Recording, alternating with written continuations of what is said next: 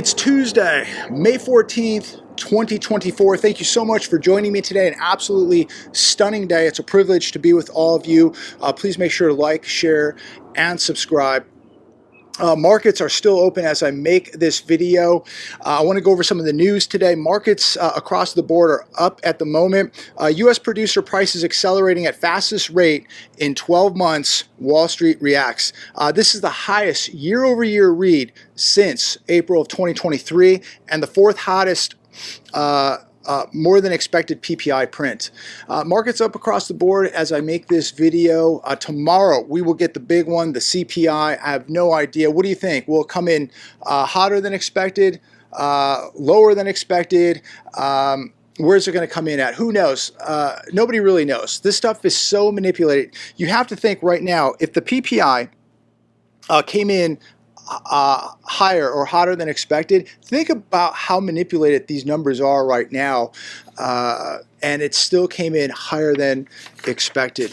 Jerome Powell says inflation has been higher than thought and expects rates to hold steady. You would think this would be horrible news for the markets. You think that they would be reacting a lot different right now. You think they would be way down, but they're up.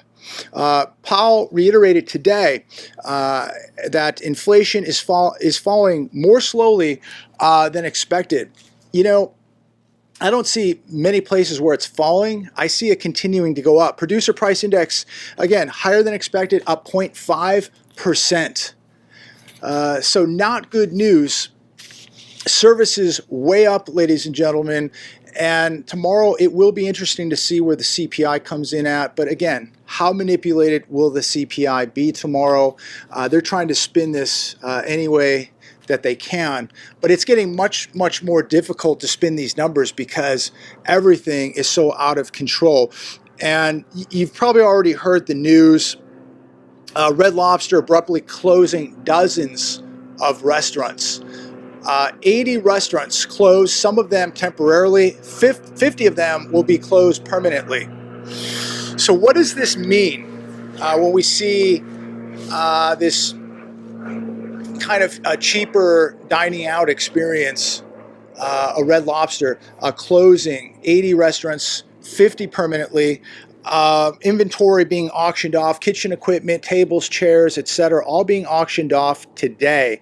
Casual dining is dropping like a rock. People are having a difficult time now just to go to fast food joints, let alone casual dining like an Applebee's or a Red Lobster. So very interesting how fast this happened.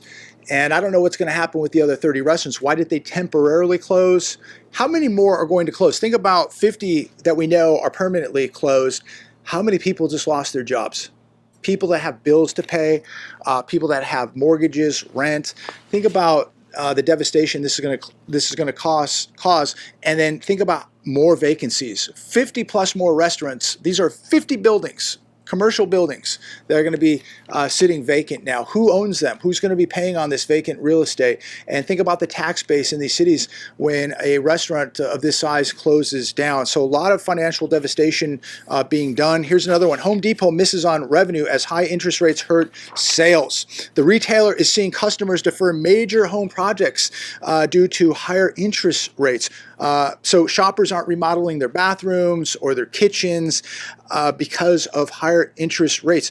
I mean, do people finance everything? It shocks me that, you know, people have to finance everything, like from remodeling their kitchens to their bathrooms to literally now they're financing going to the grocery store, they're financing their utility bills because this is all going on buy now, pay later plans, it's going on credit cards.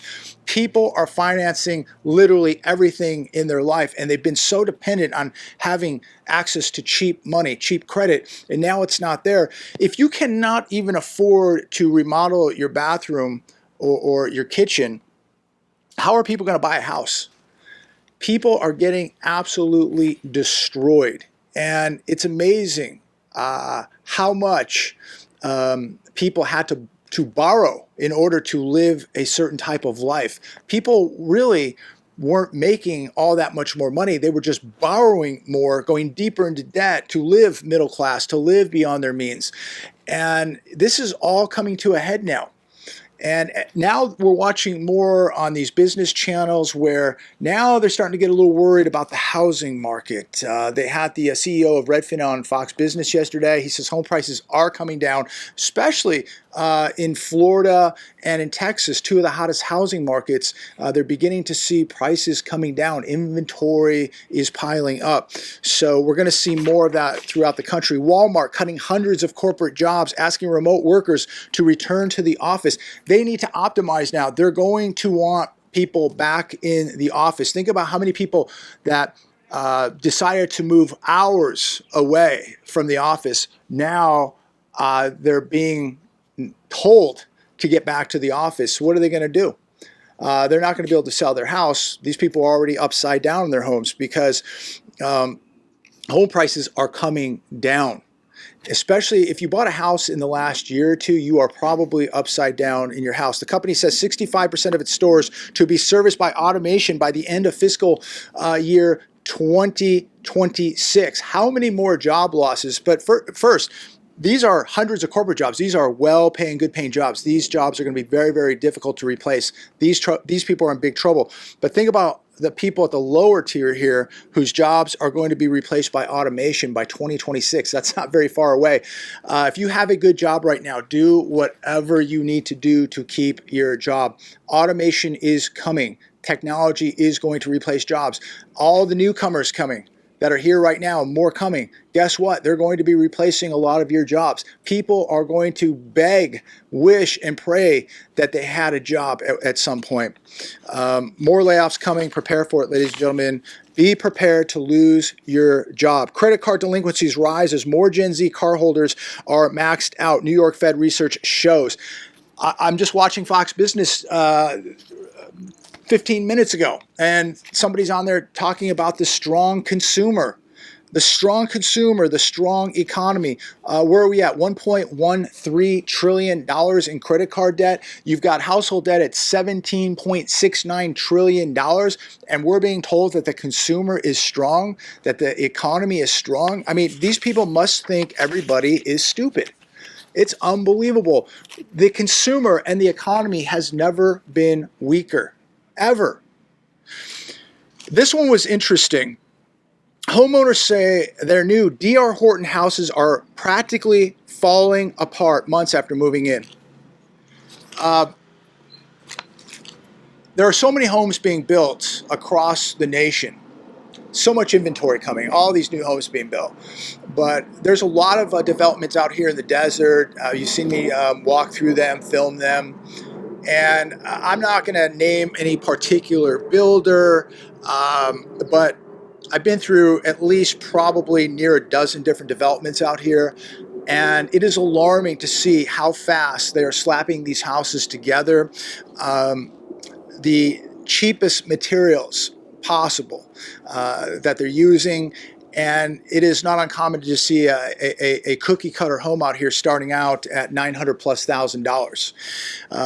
And again, using the cheapest materials possible. They're using the cheapest labor possible, and they're slapping these things up as fast as they can. But it's really, when you look at the recalls with cars and trucks and the disaster we've seen in the auto industry, and I know people who've bought cars and trucks in the last couple of years have had nothing but issues.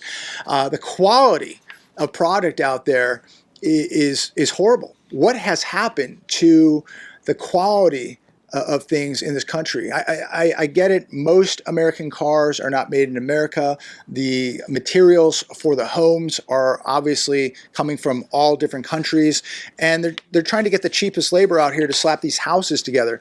But just to go through the article real quick, a couple of homeowners in South Carolina say that their homes are falling apart. They said it's absolutely horrific. Toilets back up, outlets not working, parts of the home unfinished, missing pipes, doors installed properly, structural integrity compromised. Imagine what these houses are going to be like 5 or 10 years from now. What these houses will they even be around in 20, 30 years? After they've gone through some summers, some winters, some rain, some snow. and have had to deal with Mother Nature, what type of problems are going to arise with some of these homes that these builders are putting up. But no doubt, the quality of homes, of new homes today, not everybody, but a lot of the ones that I've seen, and from what I'm reading, the quality of new homes is absolutely horrendous. And you are paying more and you are getting a heck of a lot less. You're getting less quality in a home and you're paying a whole lot more. I wanted to share another article here. Wanted, the most demand jobs of the decade. This coming from The Hedge today. This was pretty interesting. You're probably not going to need a degree for most of these. And so they're saying within the next decade, these are the amount of jobs that they will be adding in these sectors, even before even before a decade, the next 6-7 years. Health and personal care aides, they're going to add. They're expecting to add 804,000 software developers. Oh, by the way, healthcare and personal care aides, low wage, low paying jobs. Software developers, 410,000 jobs. I'm rounding these off. Restaurant cooks, 277,000. You think you need a degree for that? Stockers and order filers, 178,000. Registered nurses, 177,000. Freight stock material movers, 158,000. General operations and managers, 147,000. Medical health and service managers, 144,000, and light truck drivers, 133,000. Take a look at the quality of jobs that are going to be the most popular jobs in the next decade or less. Most of these do not need a degree. Most of these are not high-paying jobs. This is where it's all going. So we're going to continue to be a world superpower as we're completely bankrupt as a nation, going deeper into debt, running massive defaults, paying trillions on interest, and we're going to just, 80% of our jobs are going to be in healthcare because we're going to have to take care of all the sick people, all the obese people in this country. Not a good sign for the direction of this country. And it should tell you, you better get in shape, you better take care of your health, you better take care of your physical fitness, because right here, they're already telling you that they expect a lot more sick people. So get in shape. Car thefts top 1 million for the first time since 2008. Car thefts in the United States topping 1 million. So as the economy gets worse, crime gets worse, no surprise there. But think about how many cars are being repoed every day, 25 to 30,000 a day, and then we're losing 1 million cars to theft. It is a stark reminder to be very, very careful out there, because from what I can see, the economy is going to continue to get much worse, and crime is also going to get much worse, whether it's violent crime or property crime, auto theft, whatever it may be. Watch out, protect your stuff, continue to exercise situational awareness. But what a terrible reflection of today's society in the United States, that how many cars are being stolen. People have no respect for your private property, for how hard you work, for the things that you own. And your car gets stolen, you're not going to work tomorrow, and everybody's trying to keep their job, I hope, and you don't have a car. And now you got to deal with the insurance companies. You may not get a car for weeks, maybe months. What do? Puts people in a very, very compromising position, and life isn't hard enough. Try living life without your car. I'm going to close with this last one from the Daily Express. Clueless effing idiots. Cybertruck owners mocked as vehicle issues mount. Thousands of these Cybertrucks have been recalled because of the faulty accelerator pedal. And again, it's just another example of all of these cars and trucks being repoed, and the quality of automobiles, trucks, cars, houses. Same thing with food. When you go out to a restaurant, the quality of service, everything just seems to be going down as you pay more. One gentleman here said that he paid $119,000 for his truck. He drove it 35 miles to a charging station. As it's charging, a coolant leak broke, which was not covered under the warranty. Another one said he picked up a new truck. It was only 47% charged. He said, typically when you get a new car, it's charged. Or if you buy a combustible car, it's usually got a full tank of gas. The trucks are coming out dirty inside and out. They're not fully charged. The accelerator pedal issue, and this issue now that this gentleman had with the coolant leak, $119,000 for one of these vehicles. What do you think? I think the EV industry was so overrated.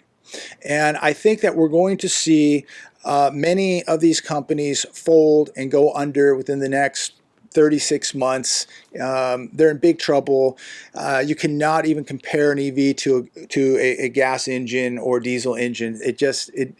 These are glorified golf carts. They don't even compare. And in all honesty, when you look at how much destruction the environment goes through with the mining of these minerals to make these batteries, how much electricity has to be produced to charge these vehicles, the weight of these vehicles, and how quickly they go through tires, and then of course the debris off the tires on the road that they cause. And then of course when you're done with these vehicles, the disposal of these batteries, it is to me very environmentally destructive. And I think that how we can burn fuel now so clean, energy so clean, gas and diesel, we can burn it so clean now that there's no comparison. Glorified golf carts. And look, at the end of the day, I think people should be able to pretty much drive what they want to drive. And I just believe that we should have free markets and let people dictate in what they want to drive. Let the markets decide. If people want gas, if they want EV, let the markets decide, and the markets will decide who the winner is. I think there may be a part of the market for EVs, but the majority of people want gas. They want diesel. If you're living in a local area and you don't have to drive far and you can plug in and charge, maybe that works for you. But I think EVs have a long way to go, and I think they're going to meet many, many challenges. And, we'll see how it all plays out, I guess. But I have no interest in it personally. If you do, hey, that's cool. God bless you. Again, I think people should have a choice. That's just me. That's just the free market. I believe we all have a choice. You can drive whatever you want to drive. I'll drive what I want to drive. So I think that's the way it should be. Free markets. Let people decide what they want. I'm going to leave it there today. Please make sure to like, share, and subscribe. Thank you so much for joining me. Thank you so much for all the support. Tomorrow will be interesting. Again, leave the comments down below. Where's the CPI coming in tomorrow? Will it be higher than expected, lower than expected? Will it remain where it's at? Let me know your thoughts on it. I'm not even going to forecast it. I'm making no predictions right here at all, because this stuff is just so manipulated that I can't even make a prediction, because who knows. But we're going to find out tomorrow what the official data comes in at. But unofficially, you and I all know that we're going to go to the grocery store this week. We're going to go to the gas station this week. We're going to pay our bills this week. We're going to pay for services this week. And the prices are going to be more than we paid the prior week. God bless every one of you. Stay safe. Be careful out there. And be walking close to God. Big trouble is no doubt coming. Things are not going to get better. Unfortunately, they're going to continue to get worse. This is no laughing matter. I know there's people out there that make these videos and they think all this stuff is funny. They think that people losing their houses, it's funny. The stock market crash that's coming, it's funny. They think that all this despair. They almost get off on people's pain, on people getting hurt. I'm going to tell you right now, I don't find anything funny or entertaining about it. I just pray to God that everybody watching this prepares, because there are people out there laughing, but those are people who have no idea what they're talking about. They have no idea what's really, really happening.